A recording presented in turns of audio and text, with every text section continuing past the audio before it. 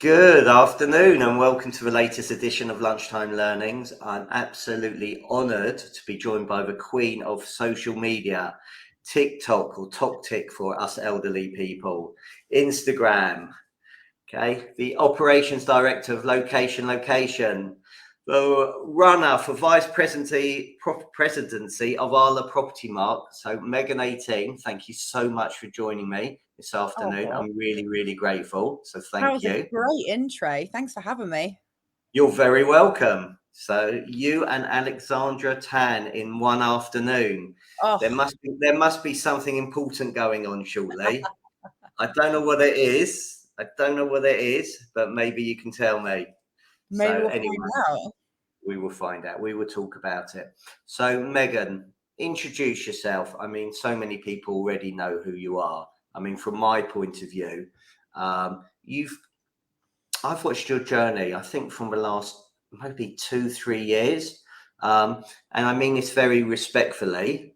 About 2-3 years ago, I never heard of Megan 18. I didn't have a clue who you are, but social media has come to the fore and you are absolutely everywhere.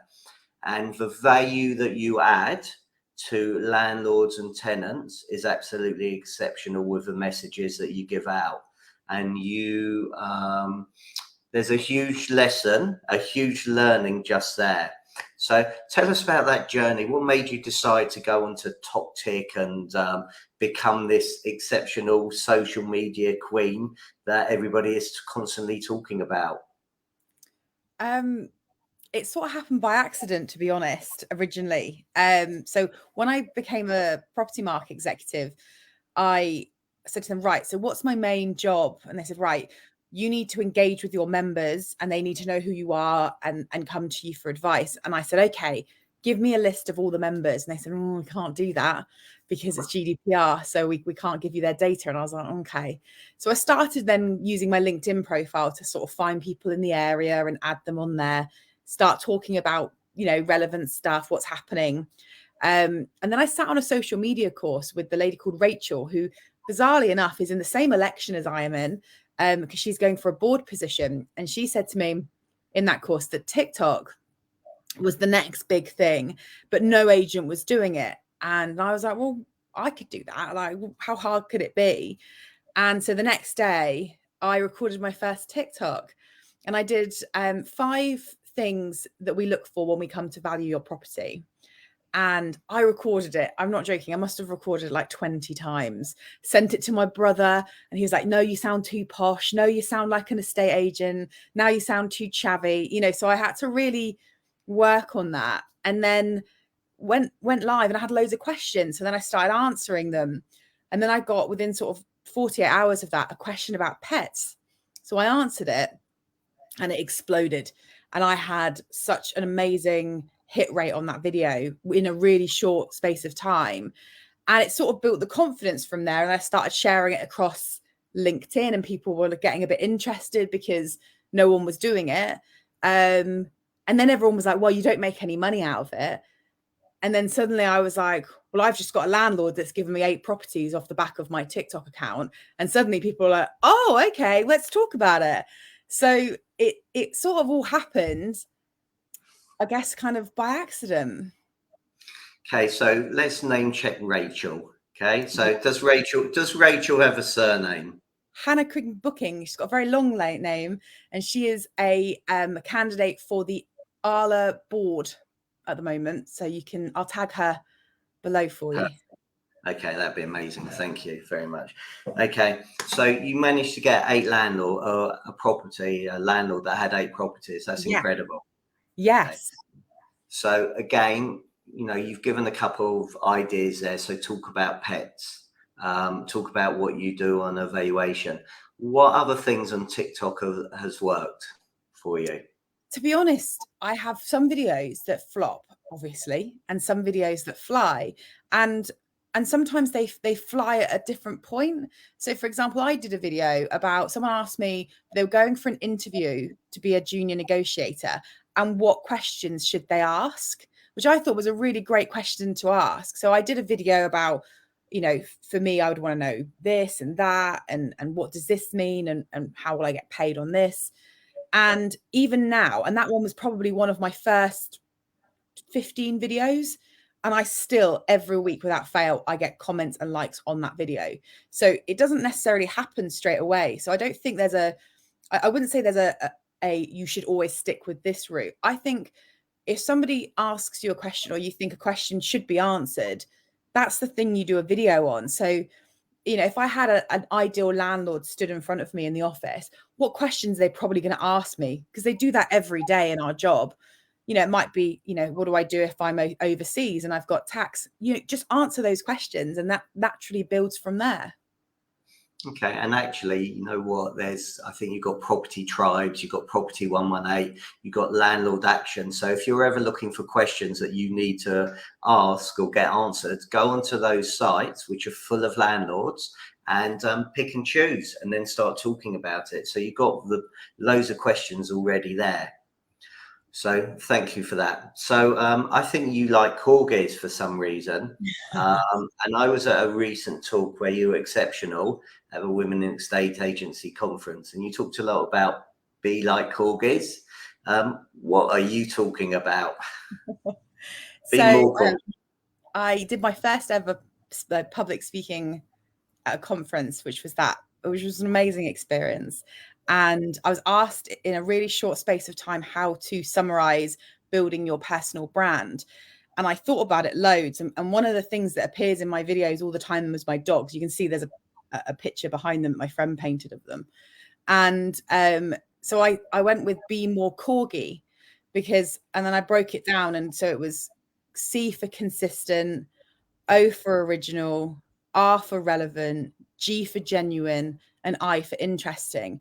And that if you just be more corgi, your social media will naturally pick up, because or your business will just pick up. So be more corgi was born out of that, really. Brilliant. Love it. So I've got a question here. Okay. So I've known you for, I don't know, 2, 3, 4 years, and Yeah. you are incredibly passionate for property. Okay. And this has come from Spencer. Okay. But I see it all the time, you know, with all your fantastic videos and everything that you're great doing. Where does that passion for property come from? And how can we sprinkle that magic dust across our profession? So I guess it was kind of born into me. So my mum was an estate agent. So to get my pocket money, I used to have to fold the tout letters. That was how I used to get pocket money. So I think, you know, she was a single mum. So I used to go, when I was sick, I'd go into the office and I'd play with the photocopier and the typewriter, and we'd photocopy property details. And I actually have, when I was at school, when I was in primary school, we all got to pick. Do you remember you used to do topic books? You know, you do Victorians or whatever. And my year 6 topic book, you got to pick whatever topic you wanted. And I picked property. And I did, you know, what is a semi-detached house? What's a detached house? And I went around my neighborhood and I took pictures and got them developed on the camera. So I didn't quite realize that that I was as passionate about it until sort of I was already in it. But clearly it was something that was being bred into me from a really young age. Fantastic. So you are on the property board executive committee, are you? Yeah. So on the ALA advisory, yeah. So there's 2 different boards. So you've got the really fancy strategic board, and then you've got the ALA sort of advisory board. So I'm on the advisory board. Okay, and you are looking to become the vice president, which will Yes. then lead you to become to the president. Yes. So I did a poll today. So I Mm. went into my local Facebook group and I thought, you know what, how do I catch Megan out and Property Mark out? I'm going to do a little survey. So, and for, you know, fair play, some people come in. It is a really, really small sample, but it is one local Facebook book. And I actually asked, have you heard of Property Mark Arla? And over 60% so far have come back and said, who? So, one, you know, how does Property Mark Arla get their message out there? What they actually do. because, and again, I appreciate it is a small proportion and it's a really small sample. How do landlords actually know what you're doing to get their message out there? Obviously, there's a lot going on in rentals at the moment with the Renters Reform Bill. A lot of talk about the EPCs as well. I know about it because I'm in the industry and I read the property news. But how do people get on there? And I know it's very mixed as well, because you get a lot of people say, well, what do Property Mark do, Arla? And I'm sure there are plenty of benefits for it. So 2 questions: why you? Property Mark, what are the benefits? Okay. I'm going to add a third one in there, because you mentioned about people not knowing who Property Mark were, and actually I don't disagree, and it's something that we've massively been pushing. So Property Mark recently teamed up with Phil Spencer. That was to try and build a bit more of a, because Phil's like the recognizable estate agent. Everyone watches Phil and Kirsty on TV. So that was part of that process. Now, since then, when they released the recent How to Rent guide, it was the first time ever that they wrote in both the tenant and the landlord guide in different forms that you should try and work with an accredited agent like a Property Mark agent. So it's building traction. It's slowly but surely. But the reality is that for Property Mark really to thrive and maximize what it can do, we need regulation, because there's too many people that aren't regulated to be able to do that. So that's the side note in terms of public perception. In terms of me, I sit about halfway in the middle. So the average age of a Property Mark Arla member is around 43. And I became a Property Mark member at 23. So I was really early on in that. Now, one of the things that people have always said to me about what I've managed to achieve is that I'm able to modernize and bring the sort of next generation with me. Now, we all know in our businesses that recruitment is one of the most difficult things at the moment with that next generation, because estate agency doesn't align to, gone were the days where we wore a badge of honor that said that we burnt out from working ridiculous hours under the sun. That's not what the next generation are about. And that's probably not a bad thing. And so for me, I think that I speak a language that straddles 2 camps. It respects and it learned from people who came before, but sees how this next generation need us to change and how we're going to evolve. And I think if you can bring those 2 together, how is that going to be a bad thing? Okay, so what are you going to do to modernize Property Mark and bring that new generation on? And actually, I think taking a step back, actually, be interesting to know how many actual Arla members there are out there, and why should I join it? So I agree with regulation, but I've been in agency for over 35 years, and I just think it should have been done ages ago. Yeah. And obviously there's been a lot of talk with Roper, a lot of talk, I know, with the Renters Reforms, you're talking about all the different databases as well with landlords. But ultimately, if as a letting agent, if they're half decent and they can maximize that landlord's investment and they can look after it properly, why do I actually need somebody? Why do I need to belong to Arla?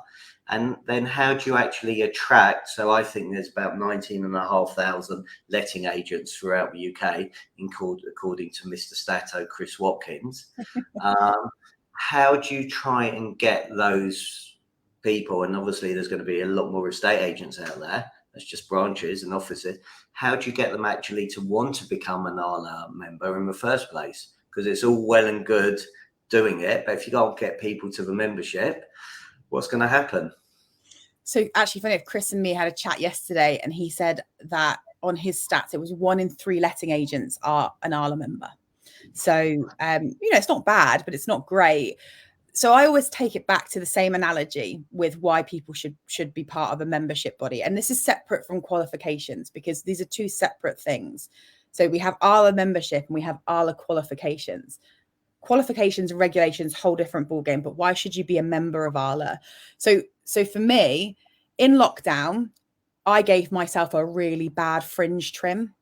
Like, I tried to cut my own hair and it was a disaster. It was wonky. It just didn't work. My sister's a hairdresser. She tried to help me over FaceTime. It was a disaster. But the time I'd done it before, right at the start of lockdown, I did a cracking job, cut it perfectly. I was really smug about it. And so the next time I went into it, I went in a bit cocky, cut it all wrong. For all the photos during lockdown, I have to have my eyebrows lifted so I don't look weird. And the way I look at it now is exactly the same in lettings. Firstly, yeah, you could do it without it, but what happens when it goes wrong? I am not qualified to cut hair, so therefore that's why it went wrong. I should not have cut my own hair. But equally, in that moment, what did I do? I called my sister, who's a professional, and she talked me through how to fix the problem. So it might be a case of, yeah, you're winging it. It's fine. It's not a problem. What happens when it goes wrong? Who are you turning to? Because you could pay for a really expensive solicitor, or you can make a bit of investment in yourself and your team. And I think an ALA membership is something like 80p a day, it works out. And you have access to legal hotlines, webinars, free power hours. Like, for me, it's, you've got the preventative, you've got the action, but then you've got someone to help you resolve the issue.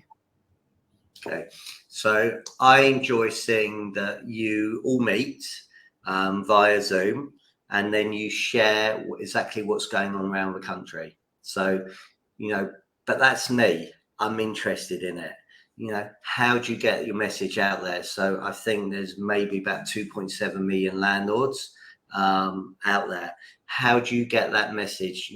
Well, 2 out of 3 aren't using are the members. Okay, how do you get that message out there to the 2.7 million landlords there are, to let them know about why they should be using a professional rather than an amateur?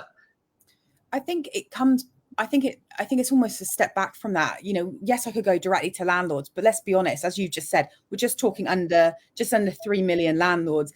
That's a tall order. And 50% of those won't use a letting agent and they do things themselves. So we're actually talking half of that. But rather than trying to convince landlords that they should be doing X, Y, and Z, because let's face it, no one likes being told what you should do.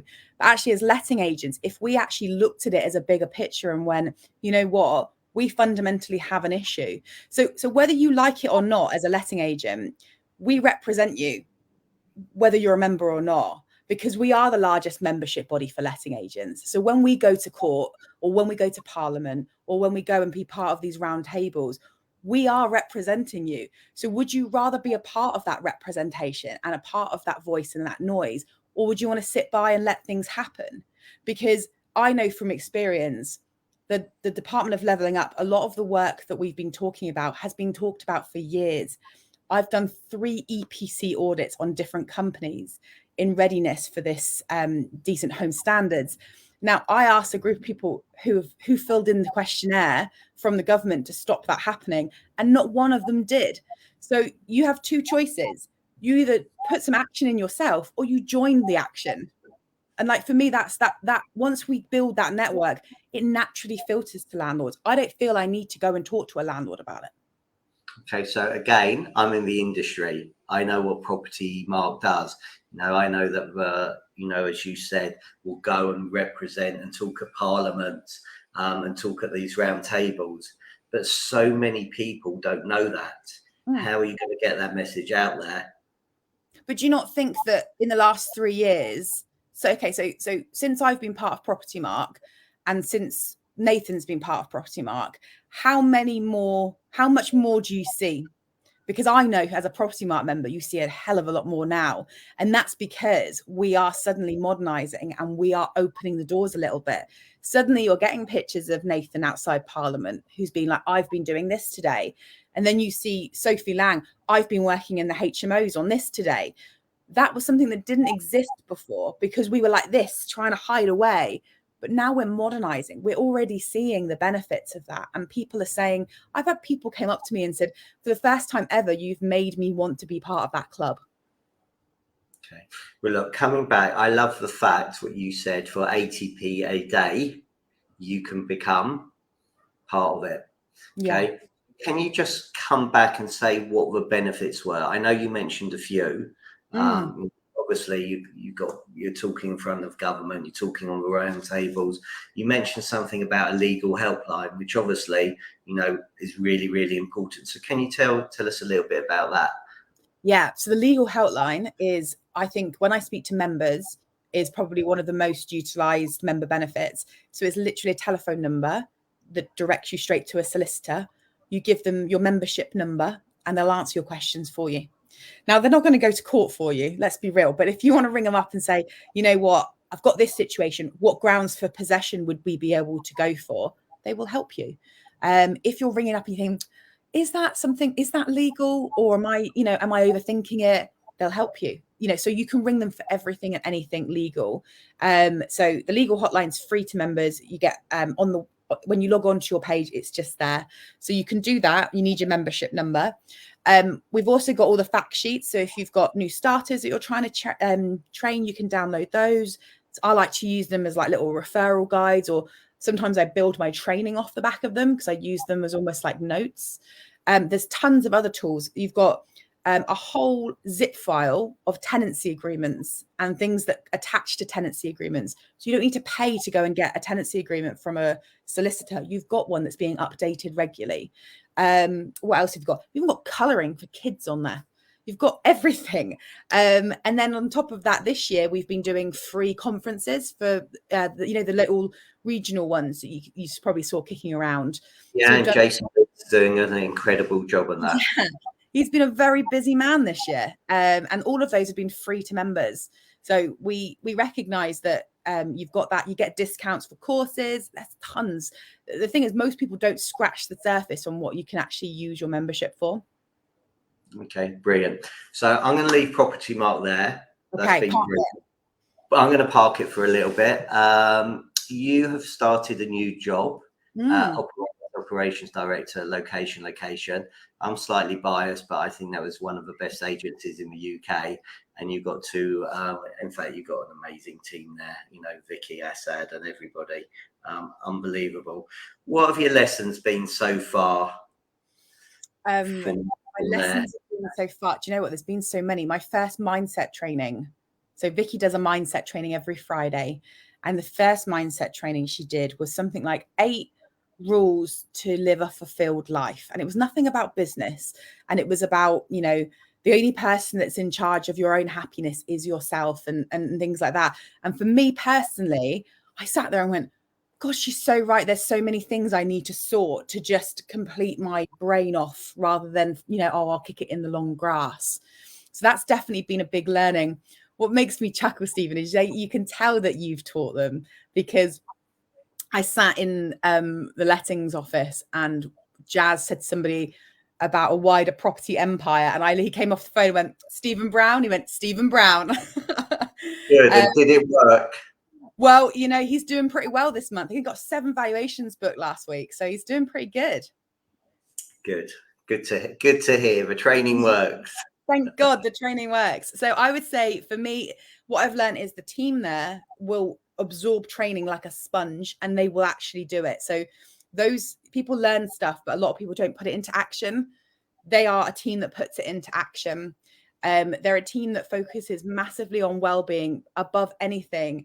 But what I really love is how much as a community, I've learned that just because you've got strong opinions or feelings about something in the community, it doesn't have to go, you don't have to choose between the success of your business and money over your values. You can do both. Okay, brilliant. Thank you. There's a lot of negativity, as per usual, in the press about what's going on with mortgage rates going up, a lot of landlords selling. How can I try and find landlords against all this backdrop of negative news? I think you have to work on the approach of landlords. So I personally, and I mean, you have talked about it quite a few times in different scenarios, my default setting is not to go look for new landlords. My default setting is to squeeze the juice out of the ones I've got. I personally think that your database is full to the brim of people that probably have either worked with you or maybe you didn't quite win the first time round. So I'll give you a really good example. I went out and valued a property The landlord had bought it in cash. He instructed me. It was great. And I said to him at the end of it, why did you buy it in cash? And he was like, well, it's good to buy in cash. And I was like, but the mortgage, but if you were to split this down and remortgage, what could you do with that? You suddenly got a property empire, rather than one property. Anyway, we remortgaged it and he bought another 4 properties. So it went from one valuation turned into a portfolio of 5.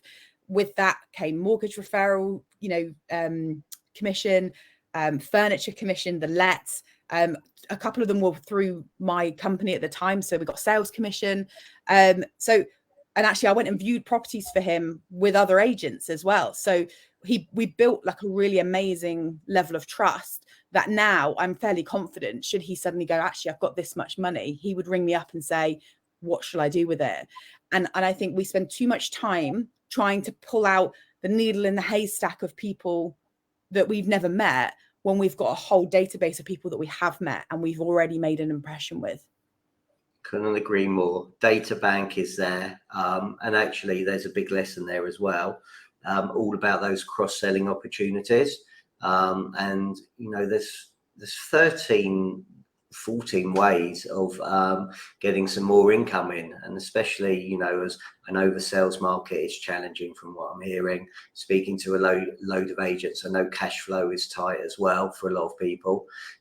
That one question, just about doing an equity check on the landlord, is going to make a massive difference potentially to your business. Absolutely, I couldn't agree more. Thank you for sharing that. So what about you? Apart from your learnings from Vicky and location, apart from your podcast, Lettings in a Nutshell, who are you following at the moment? Any good people? So I like to keep it in a small circle. So I got asked this question recently, and of course, I'm a big fan of Stephen Bartlett, things like the High Performance Podcast, stuff like that, of course. But what I really love is I love listening to people I know on podcasts. And one of my favorite people to listen to on a podcast is Christian Byfield. And that is because that man has the biggest passion for our industry that I've ever known. He translates it in a way that everyone feels a part of the conversation. So, you're not talking constantly in lingo. And whilst I'm okay with lingo, some people listen to these things and go, what the heck is he on about?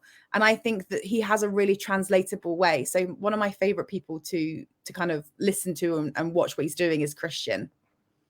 Perfect. Well, look, on that note, I know you are busy because you've got radio interviews, you've got TV interviews all lined up. So I want to wish you the best of luck. If there are property Mark Harlow members watching this, what do they need to do to vote for you? I will put the link below. You just need to grab your membership number and click on that link, and then you'll follow it through from there. Brilliant. Right. You've got 30 seconds to sell yourself. Go. I'm not going to. All I'm going to say is that if you don't want to vote for me, make sure you vote for somebody, because you've invested your energy into getting a membership. Now do something with it. Don't just let it sit there doing nothing. So if it's not me, look at the other guys. There's plenty to pick from. Okay. And final question, where do people find you on social media and watch all that great advice that you give out on TalkTick? So everything on my socials is Lettings in a Nutshell. And then on LinkedIn, obviously, it's Megan18. And it all links to everything. Brilliant. Well, I'm really grateful for your time. Good luck. When does the vote end? So the vote closes the morning after the Property Mark 1 conference, which is the 28th of June. And then we find out on the 29th. There you go. And just to end, you got a couple of comments. Love this. We'll fully listen on replay. And then Caris, be more corgi. So on that note, be more corgi. Thanks very much. Bye. Thank you. Bye.